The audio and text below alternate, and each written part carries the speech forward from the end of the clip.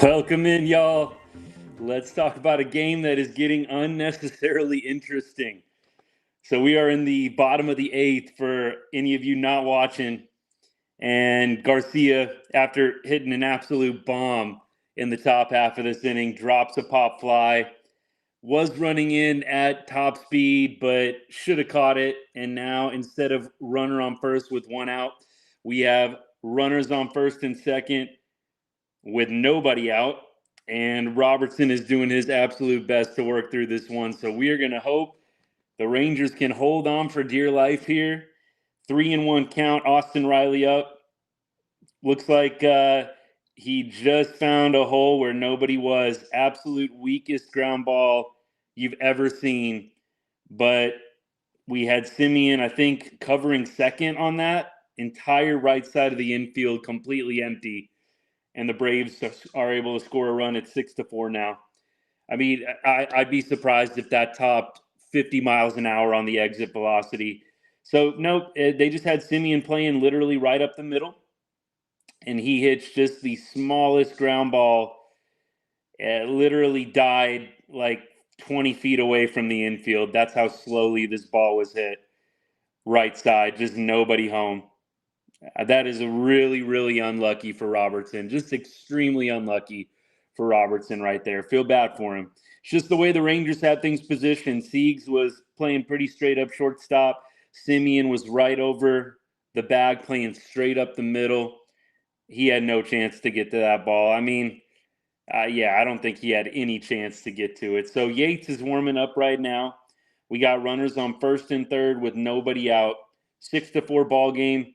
Texas up by 2 and looking a little bit dicey here. Robertson really has pitched great. So, I mean, whatever the box score ends up being on him, take into account that Doley dropped an out and take into account that Austin Riley got about the luckiest hit you can ever imagine.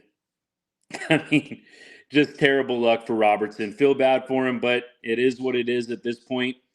So right now we got Matt Olson up to bat. Olson not been playing too well tonight.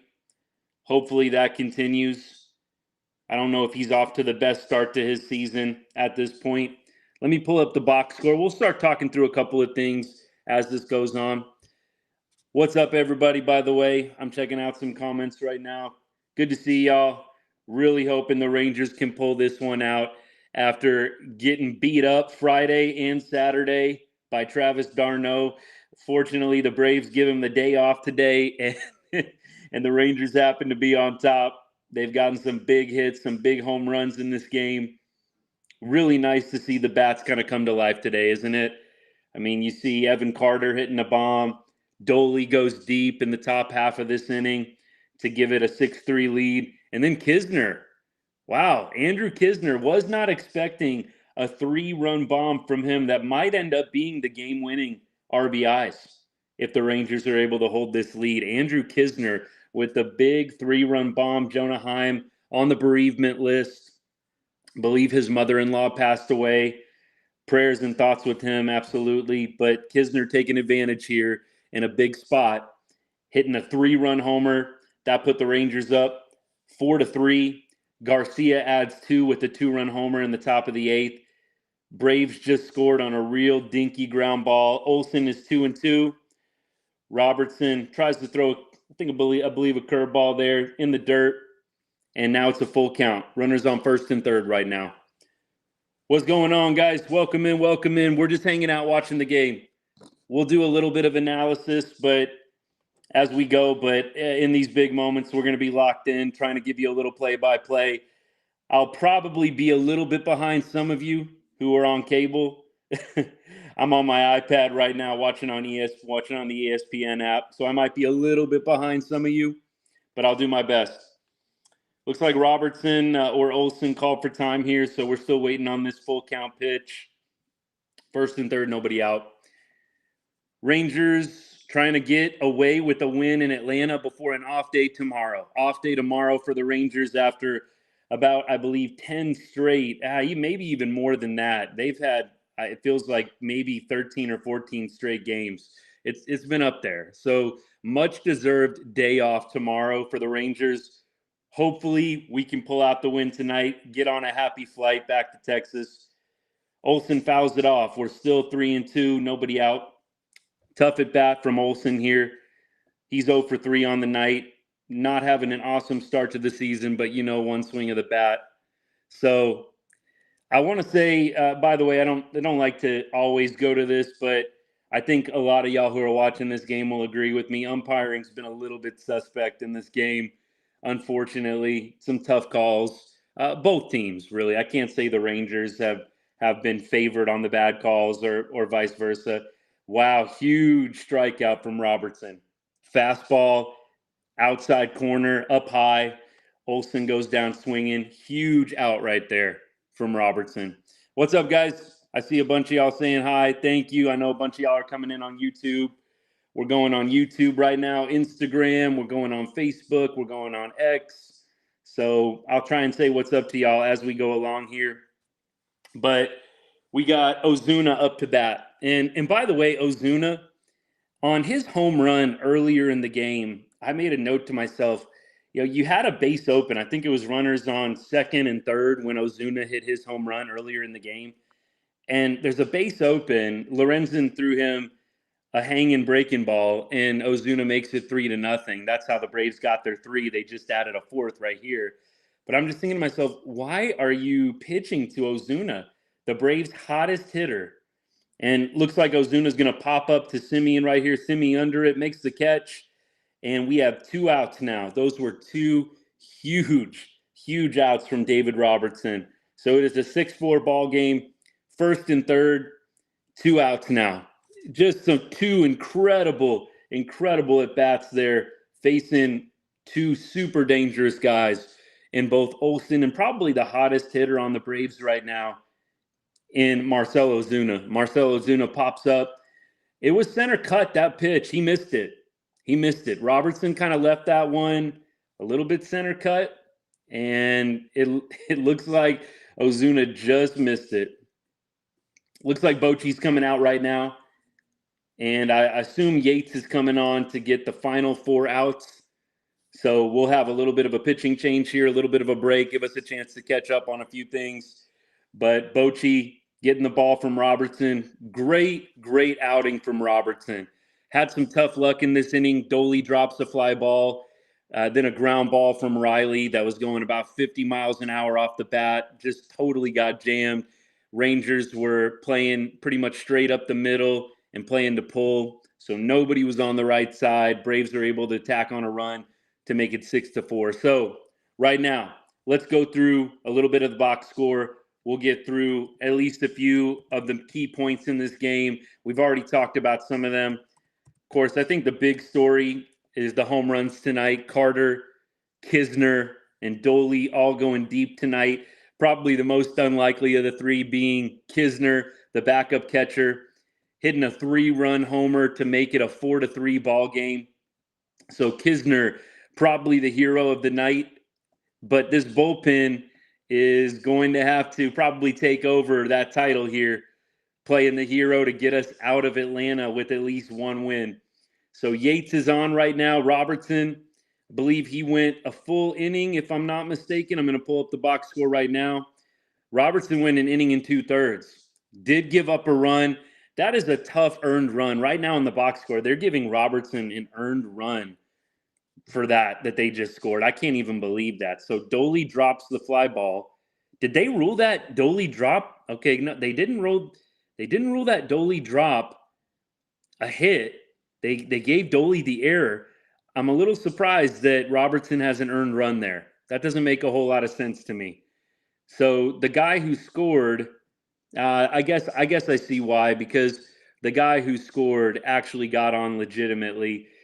It's the guy who's on third right now that ended up getting the error, the hit, I guess, reaching off of the air. Michael Harris, yep. Acuna scored, so he actually singled, so that's why they're giving the earned run. That's still a really tough earned run that's credited to Robertson there. When you've got Doley dropping a ball that gets the guy who hit the single, Acuna, into scoring position. Tough earned run there for Robertson, but he ends up, looks like, striking out 1. gave up a couple of hits. ERA is 2.19 on the year. Robertson will get the hold for his efforts right now. So Robertson,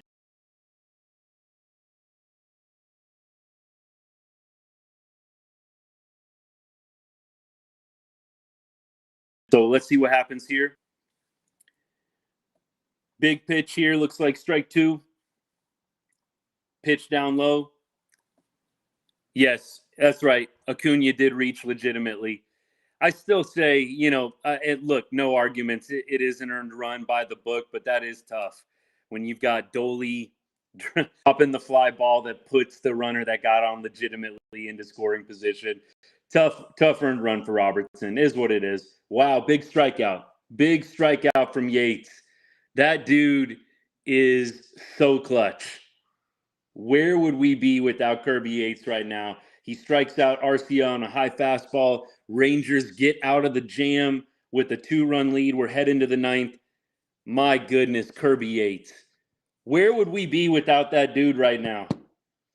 I don't know how many games we would have blown without Kirby Yates, both pitching in these save spots and pitching just in 6th and 7th inning relief as he has done. We would not have as many. I think Kirby Yates has at least been worth 2 or 3 wins for us. Huge from Kirby Yates there with runners on 1st and 3rd. Assume he'll be back out for the 9th. So this will be his, I believe, 3rd appearance in a row where he's asked to get 4 outs. He did rest yesterday and Friday. So Kirby Yates on 2 days rest, going to be asked to get the 4-out save. My goodness, that man is clutch. He was an all-star. The save career numbers are not like off the charts or anything, but Kirby Yates was a closer, has been a closer, and he knows what he's doing in that spot. I am so glad that the Rangers found him in the offseason, gave him a chance, and clearly Yates is pitching well on his own accord, but at the same time, and I've said this before, the Rangers pitching staff clearly, the coaching staff, I should say, are just squeezing every drop out of him that they can. Rangers coach is really doing a great job with some of these relievers, Robertson and Yates. Of course, you want to give credit to those guys for working hard, continuing to stay at a very high level despite their age. But Robertson and Yates, the 2 easily most reliable relievers for the Rangers at this point, easily the 2 most reliable. So glad that they were able to come in today and help us out. The fact that we maybe didn't have both of those guys available Friday and Saturday, it played a part. I still say last night, why are you bringing in Austin Pruitt in a 1-run game? Maybe Yates, maybe Robertson needed that extra day. You don't know what the conversations are in the clubhouse, but look, the fact that you have both those guys available tonight, it's not a shock that the score is what it is. You don't have them available. You got to bring in, a Cole Winn, an Owen White, and it gets interesting. Maybe even a Leclerc. It's just so huge when you've got guys like Robertson and Yates available pitching and pitching well at that. So look, we're in the top of the 9th right now. Like I said, I'm a little bit behind y'all. I'm on my iPad right now watching on the ESPN app. So I know as I'm looking at the at-bat app on my computer right now, and it looks like I'm a couple pitches probably behind those of y'all that have cable, maybe even those of y'all that are streaming on a Hulu or whatever they got, whatever app you have. So I might be a little bit behind, but that's okay. 0-2 count, though.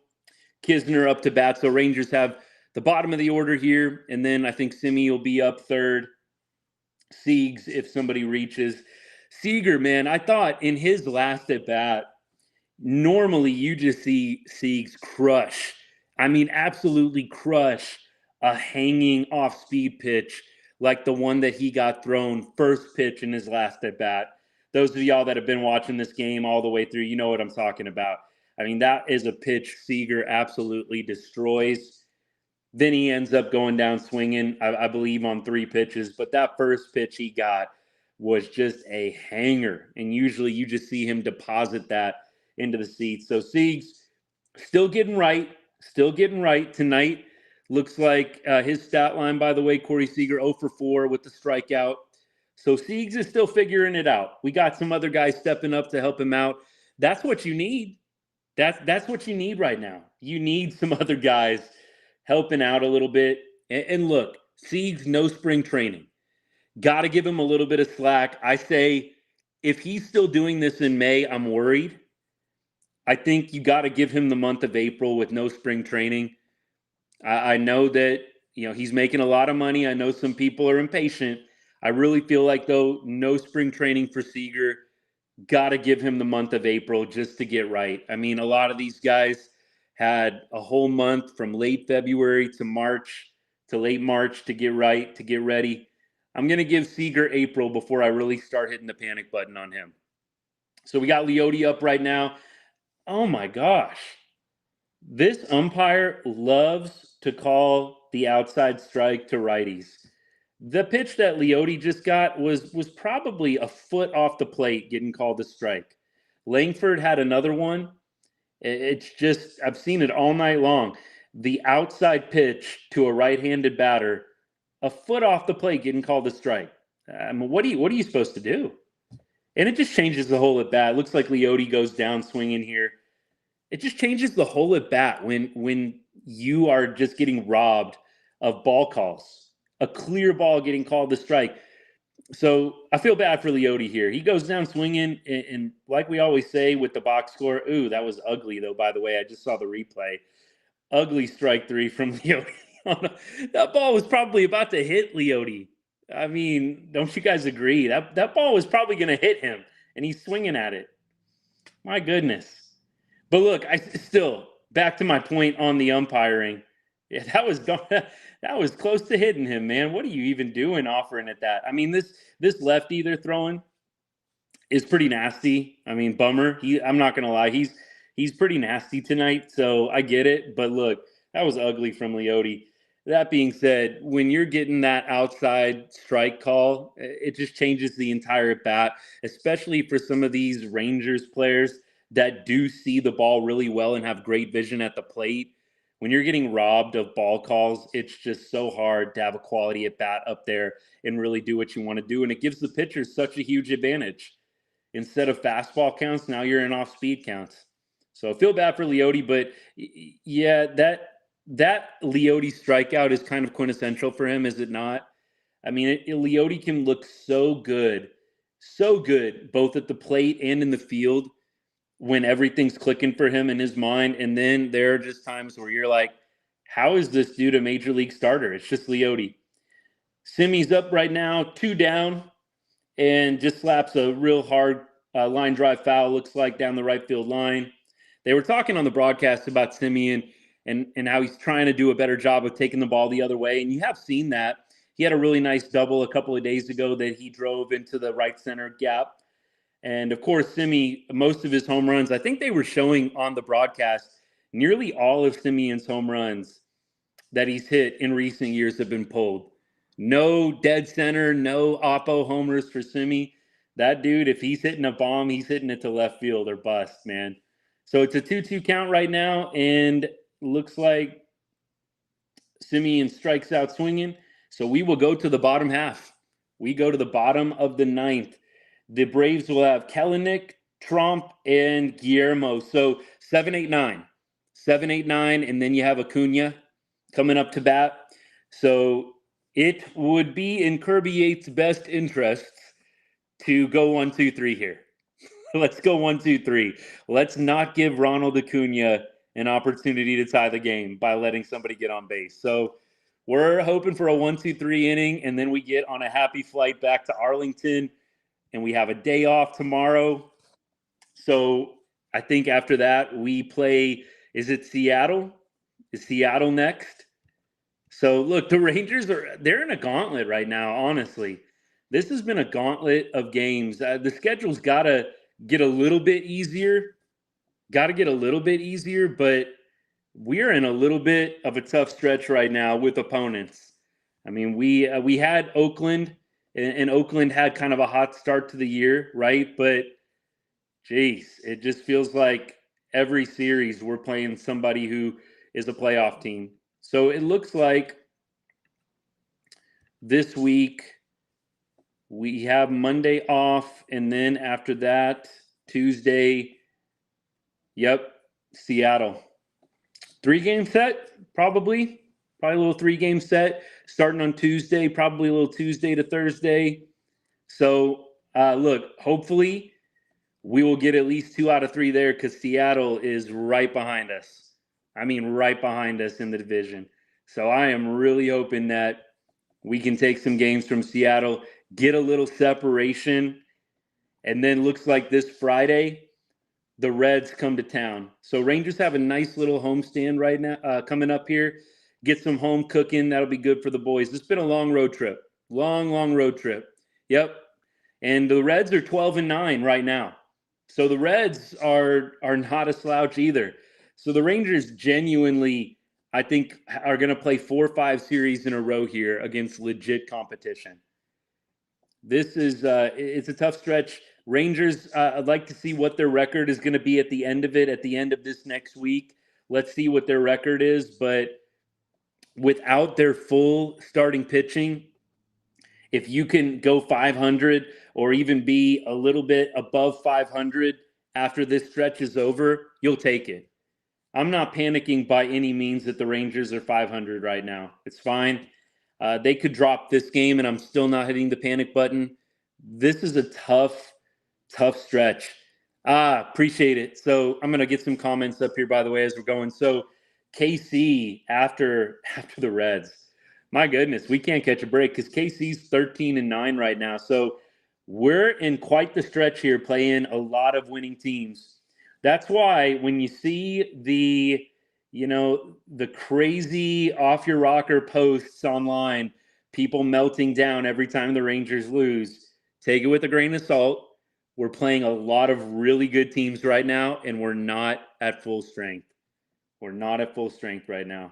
So we gotta tread some water here until we get everybody back. Looks like out number 1, Kelenic flies out to Carter. So we are 2 away. Like I said, let's go 1, 2, 3 right now. Let's not see Ronald Acuna. I do not want to see that guy come up to bat. No. Please, no. So we got KC coming up after Cincinnati. So we got Seattle, Cincinnati, KC. And is KC at home, or are we going to Kansas City? Let's see. Let's check that out. Looks like we got a couple of off days, though, coming up here with Monday, the 29th, we have off. We play the Nationals mixed in soon. So, look, yeah, we got some teams coming up. Yep, going to Kansas City. Washington looks like is sandwiched in between Cincinnati and Kansas City. So we've got the Nationals on Tuesday, April 30th. So Rangers have a nice homestand coming up. 3 series at home coming up. So all y'all Rangers fans, get out to a game. If I lived in Arlington, I surely would. By the way, what are the ticket prices like right now? Expensive?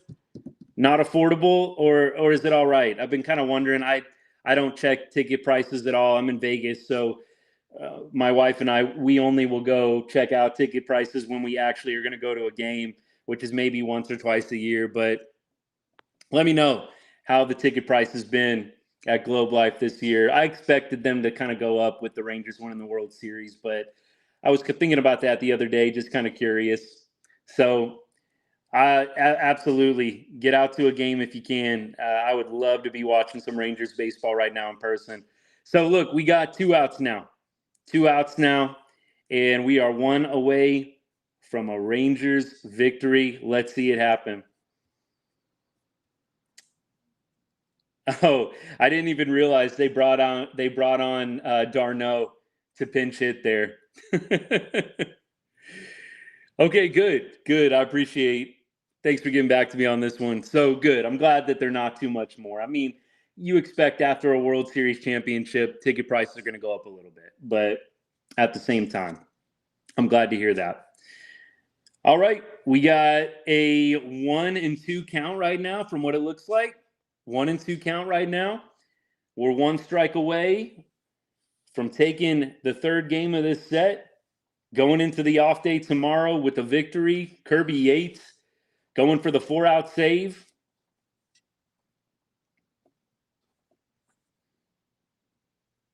And let's see what happens. Fly out to right field. Garcia under it, makes the catch. And here we go. There we go. Let's go. Good Rangers victory, man. Good Rangers victory today. It had a little bit of everything, did it not? Did it not? Cue the I Like Texas song, please.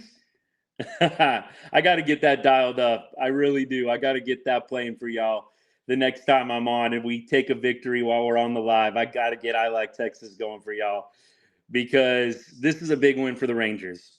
Big win for the Rangers on Sunday Night Baseball, national broadcast, huge win.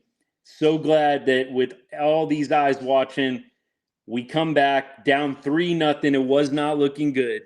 Was not looking good at all. But look, 3-0. We're able to get the win. And Knizner comes up with the game-winning RBI. Andrew Knizner, backup catcher. He's going to get credited with the game-winning RBI. Rangers, of course, on his 3-run homer, take a 4-3 lead and never looked back, never gave up the lead. Dolly with a 2 RBI home run. I did say in the video today, Dolly would have a 2 RBI night, a multi-RBI night, and the bullpen would hold for us late. I believe I said 5-3 for the final score, so pretty close. I did pretty well with the predictions today. 6-4, I said 5-3, so hey, we got a number of things right today. It doesn't always happen. Y'all know this. Those of y'all that have been with me for a little while, you know we don't always get the predictions right, but we got to celebrate the times when we do, and we have to celebrate these Rangers wins, man. Absolutely. So let's take a look at a few other things, and then we're going to preview the matchup on Tuesday. We will take a little bit of a day off tomorrow from the lives at least, but I'll probably have a couple of videos out at some point over the next couple of days. Nice to bounce back up into the black today. I was down $15 on the year in my system, betting 1 cent for every Facebook follower on Rangers money line. We were underdogs today, so I think I get a nice little bounce back into the black today on my system, so I will take that.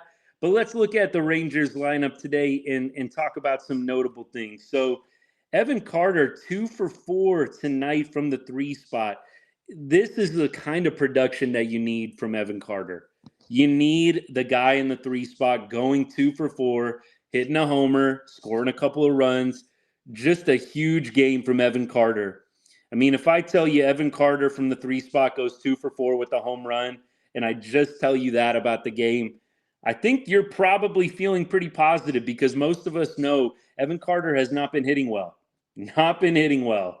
So to see him come through the way that he did today, a great home run, what was it, in the early innings to kind of bring the Rangers back to, I think, a 3-1 deficit. Huge to see Evan Carter getting 2 hits today, raising that average up to 211 on the season. So Evan Carter, big game from him. Dolly goes 2 for 4 as well with a 2-run bomb. His average is at 326 on the season.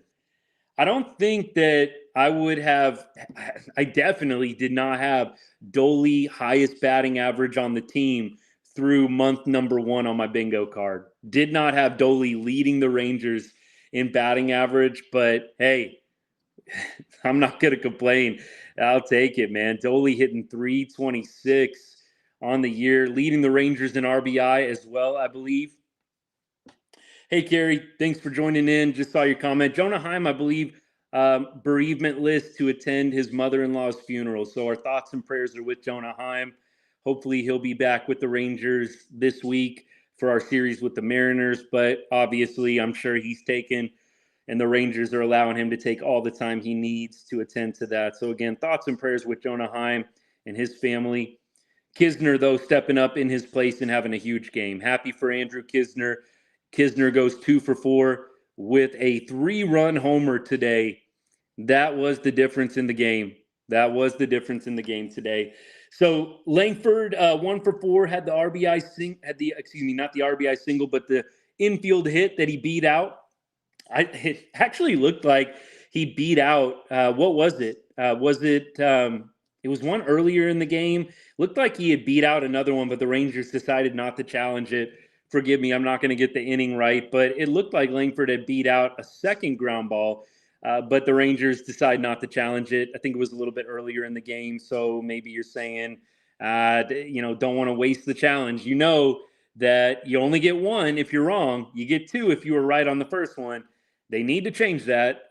Go to the NFL system. If you get one wrong, you still have one left. And if you get both right, you get a third. I would much prefer them go to that challenge system, especially in a game like baseball. There are just so many things that can come up that could be challengeable. Give the managers at least two challenges. Give them a third if they get both right. I would much prefer to see that system right now. So beyond that, looks like we had Taveras 0 for 3, but had a walk today. So at least on base one time. Leote hitting 219. Langford, I think they make a good point, though, on the broadcast. I don't know how much of y'all actually had the volume up for the broadcast. I know some people prefer to either listen to the radio guys while they watch or just listen with sound down. But they were talking about Langford, and I do agree with them. I don't think that they need to send Langford down. Don't send Carter down. Just let these guys hit if they're struggling or if they're scuffling a little bit. Let them hit towards the bottom of the order. The 7th spot's perfect for Langford right now. It's perfect for Langford. And when there's a lefty up, 7, 8, 9, just go Langford, Carter, Taveras. That's what I would do. Just let these guys get at bats and get reps, but put them in low pressure spots. It looks like they're going to stick with Carter in the 3 spot when there's a righty. That's fine. That's fine. If he keeps having games like today, sure, let's do it.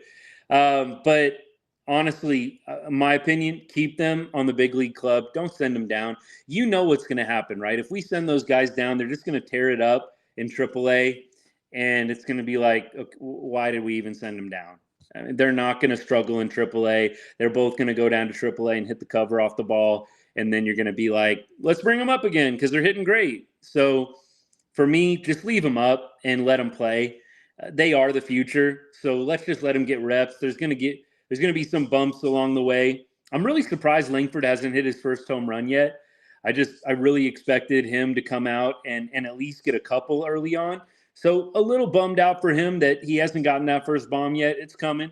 And when he does finally get that click, I really feel like he's going to just totally be unleashed. I think once he hits that first bomb, look out. I would not be shocked at all if Langford goes on a crazy hot streak after he hits his first home run. But I know a lot of Rangers fans are worried about him. But here's what I say. If you don't like the idea of Langford just continuing to get reps upon reps, who else do you want to get reps? I mean, I can't think of anybody that I would really like to see get reps over Langford. Now, could Jankowski stand to get a few more at bats? Sure. I've said for a while, I wouldn't mind Jankowski splitting time with Leote a little more frequently. Jankowski plays a great center field. He had a great catch last night, and he gives you a good quality at bat, and he's a guy that's going to do the little things right, move runners over, bunt, make those productive outs, give you those quality at bats. I'd like to see a guy like Jankowski spell Leote a little bit more. The Rangers haven't been inclined to do that. And look, I'm not sure exactly what the reasoning is there. Again, would love to be able to ask Bochy and some of the coaches these questions. And I'd love it if the media would ask these questions. But look, Leote's hitting 219. There's nothing wrong with giving Jankowski some at-bats. Leote's got an extended look. He's been getting starting playing time for years now. So I'd really like to see them start giving Jankowski some reps. Give him a little bit more. Give him some of Leote's at-bats, especially when there is a right-handed starter. We know that Leote hits the lefty starters better. I'd give Jankowski some starts against righties. I think that's a very easy, obvious thing to do. We'll see if they end up doing it or not. Nate Lowe, though, 2 hits today. Let's talk about Nate. Good to see him getting 2 hits. He had a nice ground ball right side that went through. So if Nate Lowe can be that solid 5-spot hitter for you behind Dolly, that's exactly what the Rangers need at this moment with Josh Young out. They need that good 5-spot hitter because guys like Carter and Garcia are going to be on base. And so you need a guy like Nate Lowe that can come up and get hits and drive those guys in. When you don't have a good 5-spot hitter, it's tough when you got the number 3, the number 4 guys getting on base and there's nobody behind them to drive them home. So I am really, really hoping that Nate Lowe coming up from that rehab assignment is locked in and ready to go. So it's good to see him getting 2 hits today, 2 for 4 with the run scored. Did have 2 strikeouts, but we'll forgive him for those. Getting on base 2 times, hard to complain about that. Josh Smith, 1 for 4 with the run scored, 295 average, so he dips a little below that 300 mark. And we talked pretty much about everybody else. Lorenzen, I think we also need to talk about. I mean, giving up that home run was painful, right? The bomb to Ozuna, pretty much a hanging off-speed pitch right down the middle. And that was pretty much his one mistake today. If you take away that one mistake, that one pitch from Lorenzen, you take that pitch away, here's what his stat line looks like. 6 innings pitched, 2 hits, 7 strikeouts, and no earned runs.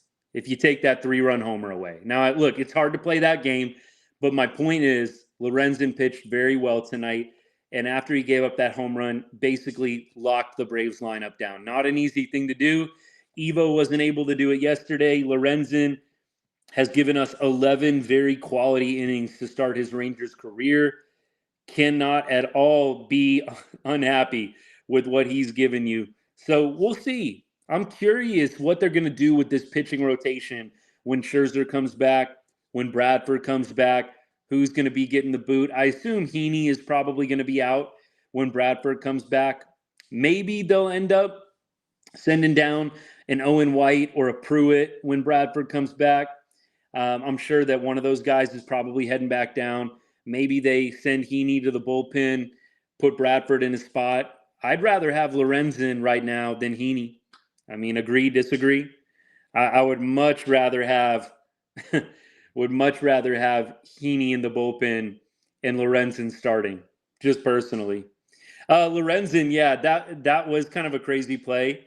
I don't know, just I think a miscommunication. Nate Lowe was fielding the ball, was kind of off the bag, and a lot of the times, depending on the distance that you're away from the bag when you field it as a first baseman, you have kind of that gray area. Can the first baseman make it back to the base in time? And of course, the pitchers are taught ground ball right side, get over. So Lorenzen, I mean, kind of doing the right thing, but there's got to be more communication there. Nate Lowe got to be saying, I got it. Don't know if he did or didn't, but yeah, that was kind of a weird play. Really weird play. Glad it didn't end up costing them. Although it kind of looked like Lorenzen, I didn't see enough replay, but it looked like maybe he actually did tag him, but they didn't show enough replays for me to really make a final call on that. So, yeah, that was kind of a dumb play. Agreed. I think those guys, Nate Lowe and Lorenzen, got to talk about that one a little bit more. Explain this one to me a little bit more. Give me a little bit more background. Why was Simeon covering second with Seager? Are you talking about on that Austin Riley hit where the whole entire right side of the infield was wide open? I don't know. Get back to me on that one. But look, Lorenzen, I'm very, very pleased with what we've gotten from him. Rangers have just done a really nice job, and I want to clarify, Rangers front office, finding these pitchers that they are just getting the absolute most out of right now. Kirby Yates, Robertson, Lorenzen, they're just getting the most out of these guys. They weren't attractive signings. When you got that alert, the Rangers have signed Mike Lorenzen. I don't think anybody was like super pumped. Same thing for Yates, same thing for Robertson. But I kind of said in the offseason, they're not going to be like any big splash moves probably that the Rangers make pitching wise, but they're probably going to make these little savvy moves that we're all going to look back on and say, yeah, those guys know what they're doing.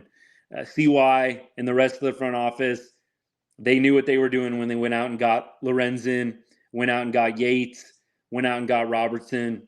CY is on a little bit of a heater right now, just dialing it up, really putting guys in the right places, forming this team, putting this team together. So a lot of credit for the front office, right? A lot of credit for them. We need more bullpen depth. I think that goes without saying. We need more bullpen depth, 100%.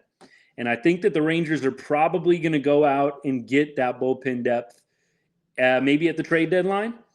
Maybe they'll get it just through the starters, some of the starters going to the bullpen.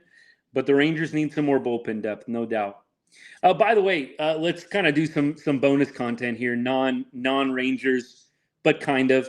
So y'all probably saw Jordan Montgomery made his first start for the Diamondbacks Friday night. Got the win, went 6 innings, 1 earned run. So Monty looked pretty good in his first start for the Diamondbacks. It is a bummer that we don't have him. That being said, I really don't feel like it's going to be anything that we look on this year and think was very costly, especially with DeGrom coming back, with a healthy Scherzer, with Molly, and with the emergence of Cody Bradford. I don't know how much we're really going to be missing Monty as the season goes on. I know some Rangers fans saw that start on Friday night, and we should have signed him. You know, it was ridiculous that we didn't bring him back. I disagree. Monty wanted $25 million a year. That's what he ended up getting. I can totally see the Rangers not wanting to give Monty $25 million a year. I do think that is an overpay. He absolutely pitched out of his mind against the Astros, and he had 1 or 2 other real quality starts. But Monty in the World Series, the D-backs hit him around a little bit, and he had another start, I think, against Baltimore where he got hit around a little bit. But obviously the Astro series is where he was just 1,000% clutch lights out. But you look at Monty as a whole in his career, and I don't know if you want to be paying him $25 million. The sample size for me was too small to be paying that much money for him. If the Rangers would have brought him back, I would have been fine with it. I would have been very happy because I love Jordan Montgomery. I think that guy's just an absolute dog, and I love that he got us past the Astros. So we'll always love Jordan Montgomery for that. Now, that being said, I don't want to pay him $25 million a year. So I'm glad he got paid. Now, clearly he didn't like how it all went down because he fired Scott Boras. But, I mean, look, he clearly wanted the big money, and I don't think the Rangers were ever going to give it to him. So we wish him the best, just not against the Rangers, please. I think we play the Diamondbacks later on this year. Maybe the stars will align for a Monty Rangers rematch. Who knows? We'll see what happens. You know, it just depends on how the pitching rotation lines up. But maybe we'll see Monty one time this year. Yeah, I think this is a good comment here, and I think, Mike, the only thing I would say is that I do want to think that the narrative is changing on this a little bit, in that there are some prospects coming up that are talented that the Rangers have developed. Now, look, Wyatt Langford had a very, very short development period in our minors. That dude was just good coming into professional baseball. But I think with Chris Young and with the new front office, and look, I know a lot of people bag on Daniels. Daniels did have some good moves that he made at the end of his tenure with the Rangers. He did have some good moves. He made some good trades. No, he didn't hit home runs every time.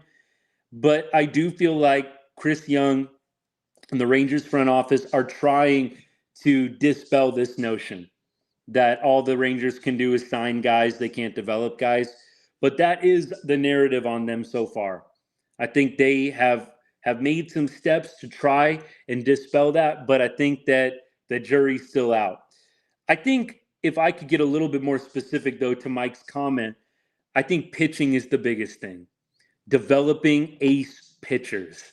That's what I want to see the Rangers do. I don't feel like they have been able to develop ace pitchers.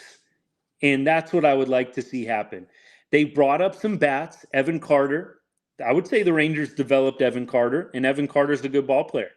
But I can't really think to a starting pitcher or a relief pitcher that the Rangers have brought up through the minors and guy has just been dominant.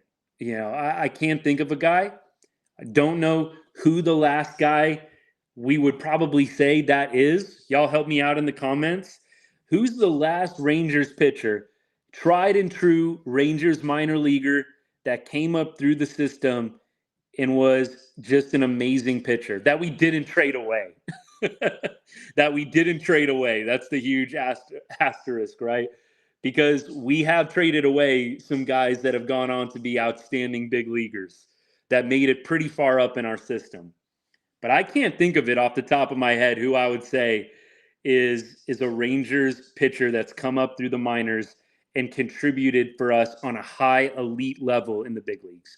It's been a long time. Oh, okay, Mike. Thanks for the clarification. So, pitching development, 100%. So, I just got a notification. Jared Sandler, Rangers radio guy. I love that guy, by the way. He just said and confirmed something I said earlier, which is Rangers just played 17 games in 17 days. 17 games in 17 days. So, much needed off day tomorrow. And I think the Rangers have the following Monday off as well. So we have some off days coming up for the boys. That's a good thing. And Rangers get some home cooking. The next 3 series, I believe, are all at home, maybe even 4 series. So big homestand coming up. Big opportunity for the Rangers to get back into that steady win column. Rangers have been real up and down. Win a game, lose a game. Win a game, lose a game. They were showing that stat when we took the last 2 from Detroit. Rangers had only done that one other time, winning multiple games in a row this season before that 2-game winning streak in Detroit. So I would really, really like to see us string together some wins because it has been very up and down for the Rangers thus far. I think we all understand that they're kind of treading water right now until everybody gets back healthy. Now, my standard of the Rangers treading water is you're still winning pretty close to 2 out of 3 ball games. And I think the Rangers right now, their record could be a lot better than what it is. The Rangers have given away some games, in my opinion, but I will take 12-11 right now. I'll take 12-11. So we go to an off day tomorrow. Let's take a look at this series coming up against the Mariners.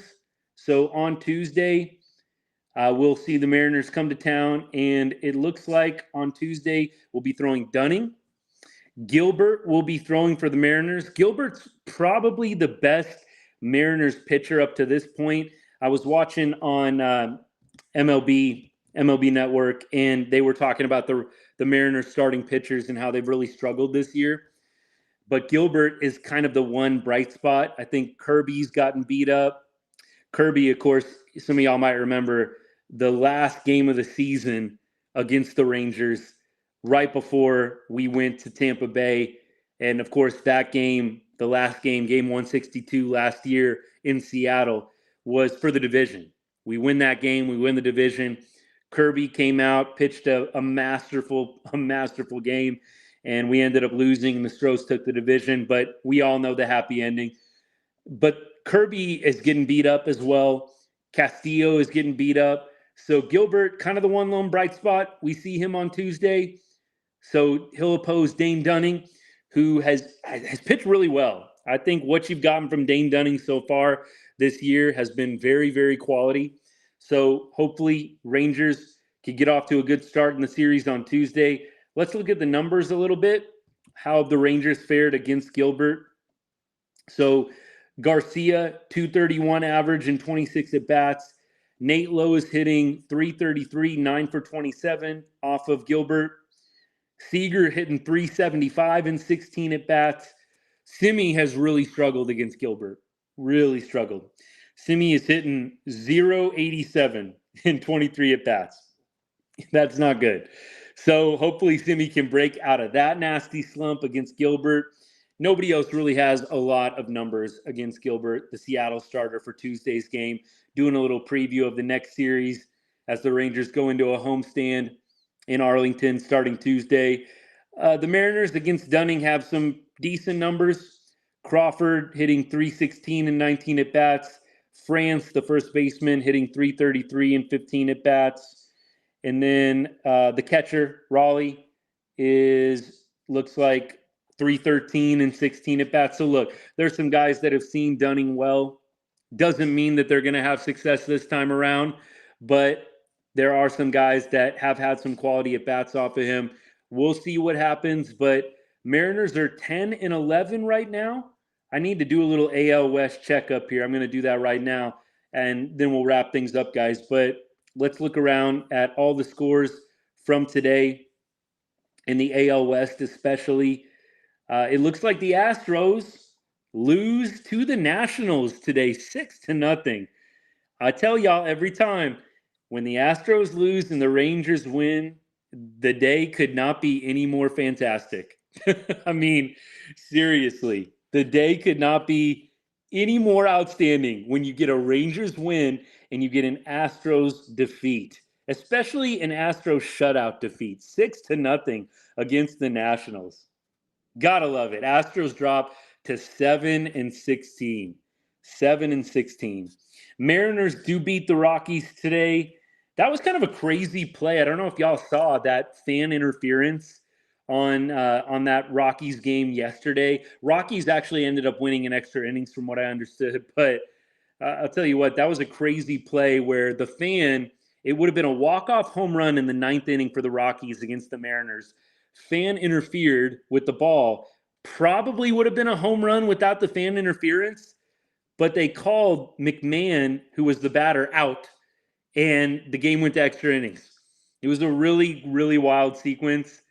I can't even believe that that is the outcome, that on a ball that probably goes out anyways, the fan interferes and the batter gets called out. That just seems a little harsh to me. I don't know how y'all feel about that, but the umps rule fan interference and the game-winning home run gets taken away. Fortunately, the Rockies still end up winning in extra innings.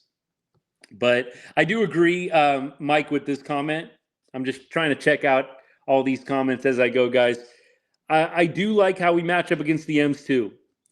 But I got to say, their pitching is probably going to come around at some point, hopefully just not against us. A lot of the Mariners' quality starters are not pitching great right now. I think when you're playing the Rockies, Mike, you got to take that with a little bit of a grain of salt. It's kind of like when we play the A's. It's like, yeah, we had a bunch of guys who pitched really well against the A's, but you're like, but it's the A's. Like, come on. So I think that a lot of teams are going to look good playing the Rockies, who are 5-16 right now. But we'll see. We'll see what the Mariners have in store for us as we start a 3-game set with them on Tuesday going through Thursday. And then we have the Reds coming up on Friday. So beyond that, we have, let's see, Angels. Where are they at? What did the Angels do today? Angels lost to the Reds today, 3-0. Angels dropped to 9-13. We'll see the Reds this weekend. Reds are 12-9 right now, so another winning team. Another winning ball club. Mariners have a losing record, but they're a team that's going to be in the playoffs. So for all intents and purposes, Rangers have like 5 series in a row against winning ball clubs. It's a tough stretch. So again, have some patience with the boys. They're playing some good baseball teams right now, and they're not at full strength. So when they lose, absolutely it sucks, but let's not melt down. Let's be patient. We got some reinforcements coming our way. We're playing a tough stretch of games right now. We're going to be all right. We're going to be all right. We got to let things play out a little bit. We don't want to give games away. Right? We don't want to have those late inning meltdowns like we've had in some of these recent losses, but they're going to be fine. We're going to have some ups and downs this year, but I think in July and August, you're going to see the Rangers right where they need to be. Right where they need to be. So we're going to wrap things up here, guys. Glad the Rangers could win. I know some of y'all see me repping the Mavs today. I know some of y'all are Mavs fans too. We needed this win tonight after an embarrassing game for the Mavs. I really felt like the Mavs did not give anything close to their best performance today. They were shooting like 28% at one point. It was a little embarrassing. I really hope game 2 goes better for them. So we're thankful that the Rangers are able to make everybody in the DFW area and all over the country that are Rangers fans and Mavs fans a little bit happier. So we'll be back at you on Tuesday. Day off tomorrow. We won't be live tomorrow, but I will probably try and get a video out kind of recapping some of the Rangers and their success this weekend, especially this game Sunday night baseball against the Braves. I want to say a special thank you to all y'all for tuning in. Look, you got a lot of options out there on social media, and we value all the comments, the likes, sharing, all that good stuff, guys. We don't take it for granted. So thank you very much. It's much appreciated. And we're looking forward to another good game, hopefully on Tuesday. Hope y'all have a great start to your week, a great rest of the night tonight, and a good Monday. And as we always say here at Right On Rangers, God bless